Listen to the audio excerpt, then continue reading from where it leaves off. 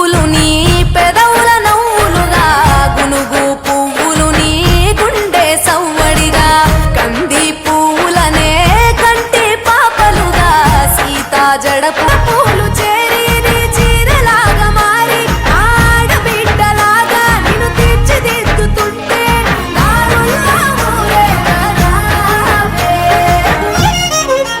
తెలంగాణలో పుట్టి పూల పల్లకి ఎక్కి లోకమంతా తిరిగేవటే.